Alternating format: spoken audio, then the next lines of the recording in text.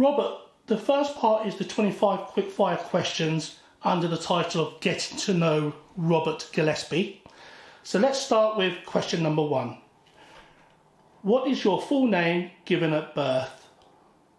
Robert James Gillespie. When is your birthday and the year of your birth? It's November the 9th, 1933. As a child, where were you born and raised?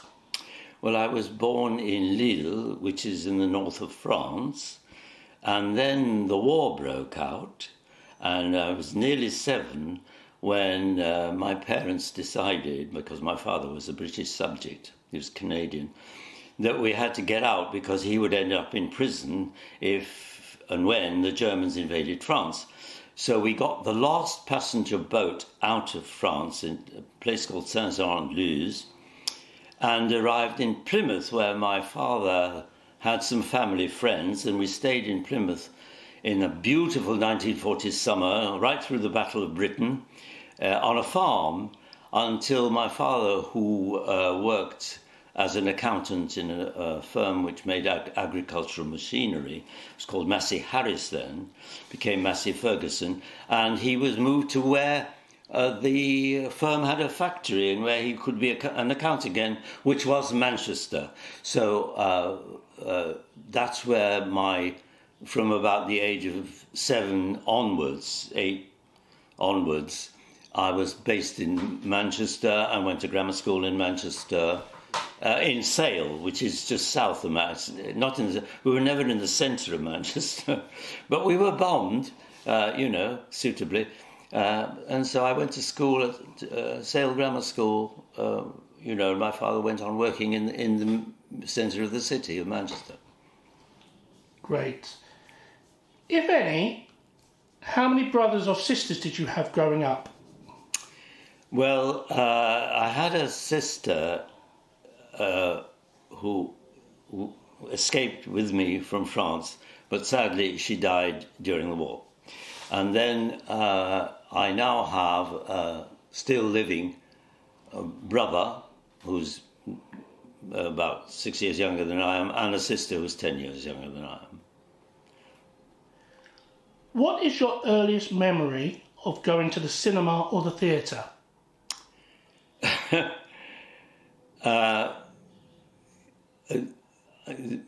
I suspect it's. I can't fix it, but I know I got interested from primary school vaguely in. I was asked to sing the Marseillaise by primary school, and maybe an element of the show-off emerged, and then. Very early on, I visited the Library Theatre in Manchester when I was, as soon as I was allowed to get on the train on my own.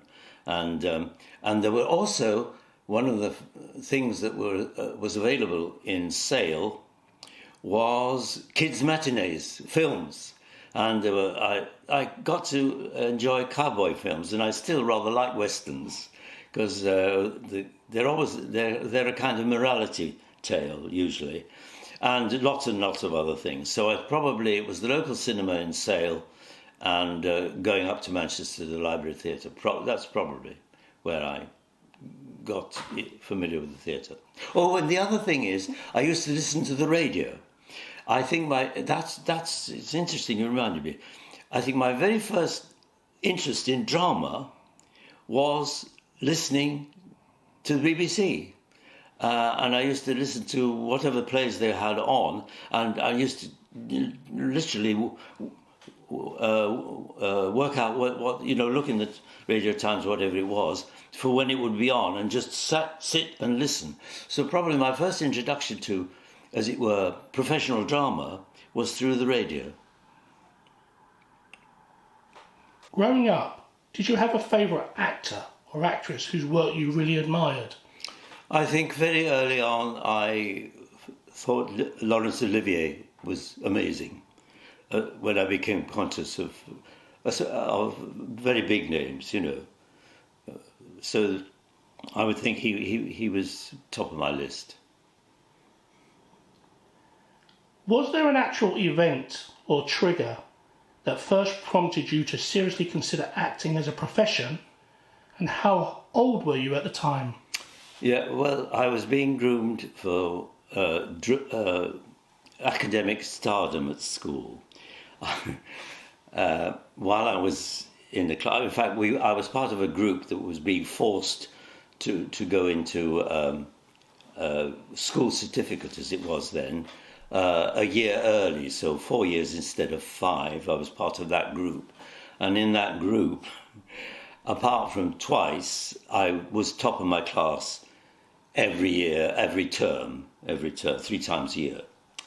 And so they thought I was bound to go to a university or something or other. And I began to feel there was, it wasn't right. The career advice was appalling. I mean, almost non-existent. And it just happened that there was a school teacher who joined the school, an English master, who began to revive school plays. And because I still had a slight foreign accent, I was cast as an Italian dancing master in The Critic.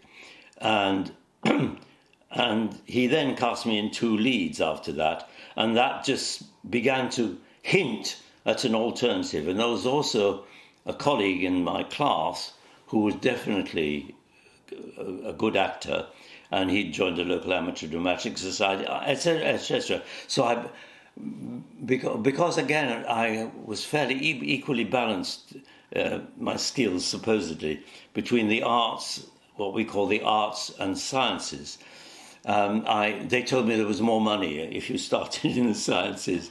So I went into the 6th form on the science side and very, very, very quickly got bored with passing exams, writing exams and all that kind of thing. And because this classmate had started to say I think he wasn't particularly good at anything academic, so he thought he might be an actor. And I wonder if one can be an actor. And I got these 2 leads at school, and they were very successful. And so I seriously started to think this could be a way. So that's how I sort of was unglued from an academic career. Did you ever attend a stage school or audition, study, or formally train to be an actor anywhere? Oh, yes. I went to the Royal Academy of Dramatic Art for 2 years. And in fact, my colleague was there ahead of me, so I heard about it. I applied for the audition and got in. Either before you began your acting career, or maybe when you were between roles at any point in your career, what other jobs have you done other than acting? None. Fantastic. So then what was your very first paid acting performance, i.e. your professional debut, and how old were you? Well, my very first job was, of course, the Old Vic, straight from RADA. There was a notice board. It said the auditions at RADA at the Old Vic. Nobody was helping. Anyway, I took myself there. I learnt, a piece or 2, and I went back to RADA and said, "I've got into the Old Vic," and I got a year's work with a company headed by Richard Burton and Claire Bloom. So that was the start of my life in the theatre. Can you remember how old you were when someone first asked you for your autograph? Absolutely not, except that it's almost certain to have been at the Old Vic, because we all, obviously after the show, we used to all come out of the stage door, which was on the Waterloo Road, and there'd be if it was Hamlet, there'd be crowds of girls waiting for Richard, but there were always people there, and somebody would always grab you. It was rare that you got away with not signing something. And even we used to, because I was right at the bottom of the company at that time. I think in the first season I had 2 lines. Otherwise I was walking on in various costumes. And we would say, people like me, well, you don't want my autograph, you know, I'm nobody in particular. You won't even remember what I did on stage. They said, no, please, please, please. So I think that would have been my first experience of signing autographs at the Old Vic, my first job. What I'm particularly interested in is, did you put much thought into constructing your signature? And if you think back to the signatures you were signing then, how different is it to what you sign today? It's different, but not because it's consciously different. It's just I write my name, and it just changes over the years. It's rather babyish to begin with, you know, schoolboyish, and then it begins to be a little bit more grown up, and that's it. I never thought I must, you know, design an autograph. Never. Great. At any point in your life or your career, have you ever been starstruck when meeting someone famous? And have you ever asked anyone for their autograph? No. And I have an inner resistance to deifying people. To me, you know, I don't think I ever had a feeling of awe for anybody at all in particular. That probably started a very long way back in terms of my general world view, but I don't find people awesome in that kind of way. Throughout your career, were you ever one for collecting any memorabilia? And what, if anything, do you still have in your possession today?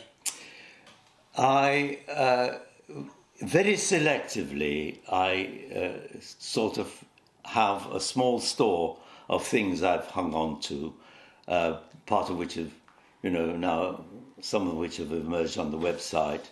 I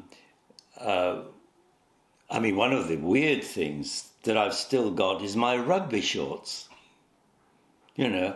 So it's and then in terms of theatre, beards. I've got my Old Vic beards and things like that, because of course as a very young person I was constantly sticking on hair to make myself look older, because I was always playing old man. And so I've got a few things like that, yeah. To perform, what would you choose? Theatre, television, cinema or radio, and why? Deep down it's theatre, but I realised that I couldn't, given my physical appearance and stature, I would be sidelined and play very much supporting stuff in the theatre if I persisted in just being in theatre. And by sheer chance, I fell into television, and that was where opportunities arose, and I'm very, very grateful and pleased because, again, people used to be asked, what are your plans when you leave drama school? And the shorter answer is, you must be joking. You can't have plans in this profession. Most people are out of work most of the time. So if you get any kind of job anywhere, unless it's completely out of the question, you know, pay or conditions, you take it. But then, because I accidentally got into television, it was actually through the first time I had an agent, people began to ask me for me in television. And as it turned out, it was a very acceptable and rewarding thing to do, because the main element to it was that I was asked to be funny, and I had never ever had any trouble being funny. Great. Which of your parts, performances or characters would you say people remember you for the most?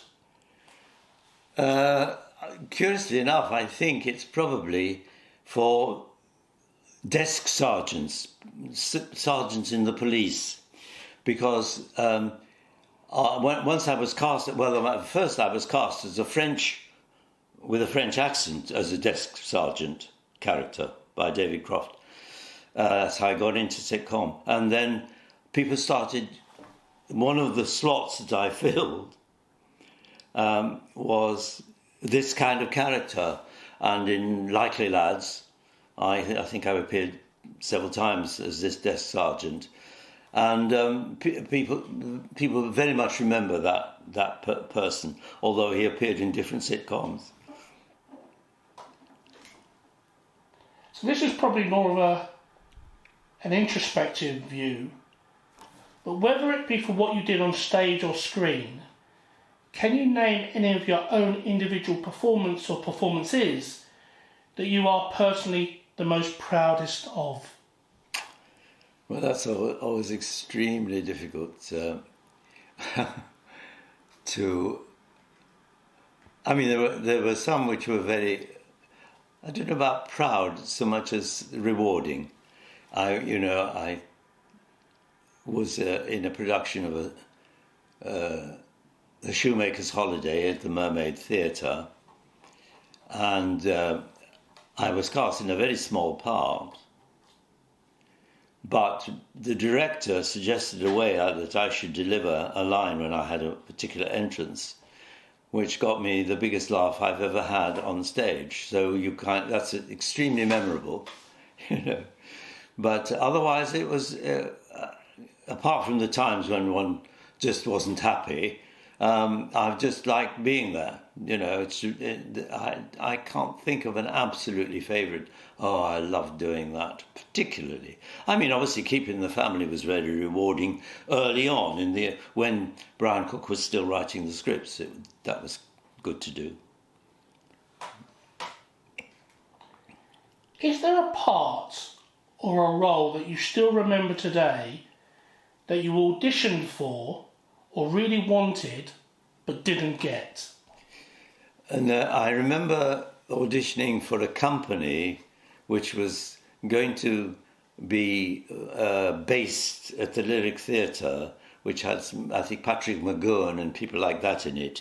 I can't remember what I auditioned for, but I remember being very disappointed when they didn't take me, because it was exactly the kind of theatre company that I imagined myself being in for the rest of my life if I could manage, if it was possible. And I went to see their shows. They were very interesting. But that was probably my most memorable disappointment. Because of filming schedules, and sometimes they may either overrun, or simply it was your decision, was there ever a part or acting role that you had to turn down but later regretted that decision? I don't think quite that happened, but what did happen was, I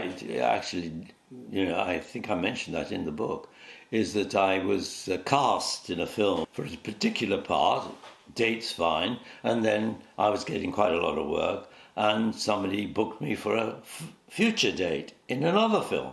And the first film overran, and I kept saying to them, I've got to go, I've got to go, I've got to go. I played this first part of this part, and somebody else sort of finished it. That was the 39 Steps, right? So it might have been the 39 Steps. Yeah. So that sort of thing happened, yeah, you know. And there's nothing you could do, and it was nobody to blame, you know, but that was, if you were getting work, you couldn't turn down the next thing and say, I've got to finish this, because you'd be sued, you know. So. Right. Can you name a co-star that you liked working with the most? Maybe a little bit more controversial, maybe any that you had a tougher time working with? Well, it was, in terms of starring, I've only really starred in Keep It in the Family, and Pauline Yates was absolutely lovely to work with. She was, just... we got on. It was completely effortless getting on and working together. So that was very... I don't remember actually thinking, I really don't want to be on this stage with so-and-so. You know, I've got close to it in various situations. I mean, at the Old Vic, which was a very mixed experience. There were some wonderful things at the Old Vic. I mean, Michael Hordern, to be on the stage with Michael Hordern was paradise. I mean, he was actor, you know, the lessons one learned from watching Michael work and all that. But then you would be on stage with, you know, the great Richard Burton in terms of public acclaim and interest. And he was an idle person. And some nights he would just he could remember the lines without effort. And so he just droned through it. And he obviously wanted to get home for supper. And I didn't hate him for that. But I thought he's shortchanging the audience. The audience had paid to see Hamlet, which is a very complex play and a very complex character. And he had simplified it to just being on there very sexy and saying, I can hold the stage forever in silence if I want to. And I think, well, this is cheap and nasty, but, you know, I didn't hate him.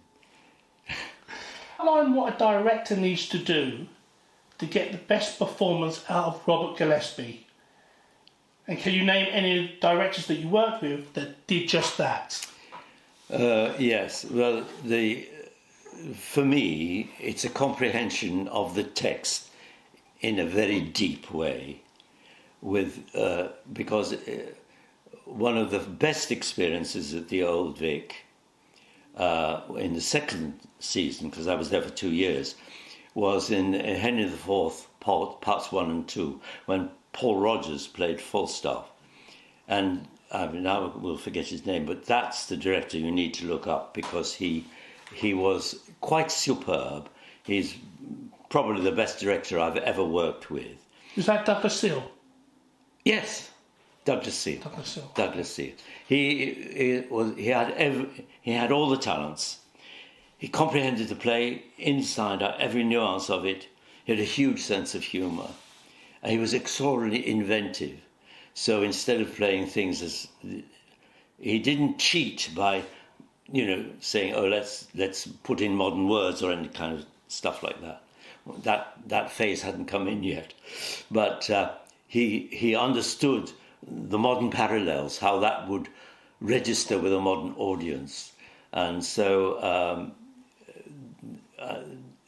that Henry IV parts 1 and 2 were one of my finest ever experiences in show business. You know, although I didn't have much to do, but what I had to do was very rewarding. So, Robert, you are hosting an intimate dinner party, and you're able to invite 3 other guests to attend. Alive or dead, who would you choose to invite and why? Nobody. I don't like dinner parties. But somebody I would have loved to meet, and I did meet him actually, but not in circumstances where I could talk, was Laurence Olivier. It was a quick exchange about work, about business, but I would have loved to talk to Laurence Olivier at real deep length, because I found him mercurial and very full of variety and a really interesting character. So I think that's the person that comes to my mind as somebody I would have really liked to meet. Tell us something about you or your career that most people will not already know. Well, I don't know if this is really interesting, but I read a huge amount. And the interesting thing about that is that I used to read a lot of fiction, but now almost everything I read is factual. And politics, history, you know, especially the extremely nasty politics of America at the moment, which I think is a huge danger to us, and that fascinates me. And so I read a lot of stuff like that. Looking back over your career, do you have any regrets? If you had your time again, would you have done anything differently or made any different choices at any stage? The short answer is no, and what one has to live with, which one can't anticipate fully, is the gaps, because the gaps are you know, they look very deep and a very long way down, and you can never tell at a certain stage if you're ever going to work again. And then, so that's... but I wouldn't have changed it. I never thought, why did I do this? Why wasn't I doing that? Because I've never come across anything that I would have preferred to do. I mean, this goes into an area which you may or may not want to cover at some point, is that I have a particular view of society, which has evolved, obviously, but it started very early. And it may have been triggered by the fact that we were driven out of France by a fascist army, you know, and in a funny way. And of course, in Manchester, we lived in a suburb which was bombed. And so when at the time of the bomb, used to go into a shelter or whatever, and then come out in the morning and see which buildings were standing and which were not, and on the glass, shattered glass. So you in that context, you kind of think it's kind of significant historically, you know what I mean? But that made me wonder. That helped me to think. You know, is it worth being an accountant, or is it worth training to be a doctor or whatever? And none of that made any sense to me. And in a curious way, once I thought of being in the theatre, it was like saying, I can find employment of some kind, and with luck, reasonable employment, and be a kind of watcher, an observer of the rest of you lot, finding all these important things to do, like joining the army, and going abroad and beating the hell out of each other. Great, go on. And when it's finished, then you have a peace treaty, and you say, I wonder why we did that. Oh, let's be friends. And I thought, I can just stand here as an actor doing something comparatively trivial and unimportant, and watch you lot getting on with all this real life.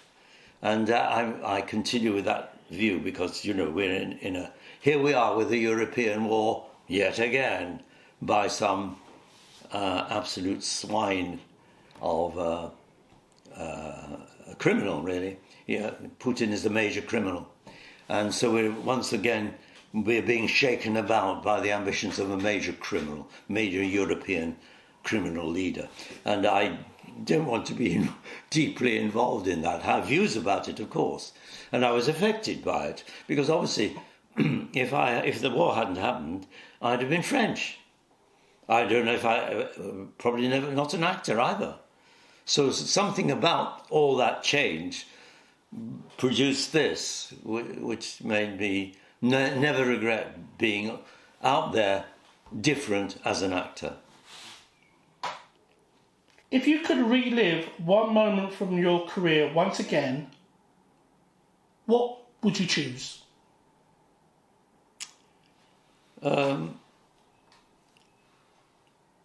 I think it was probably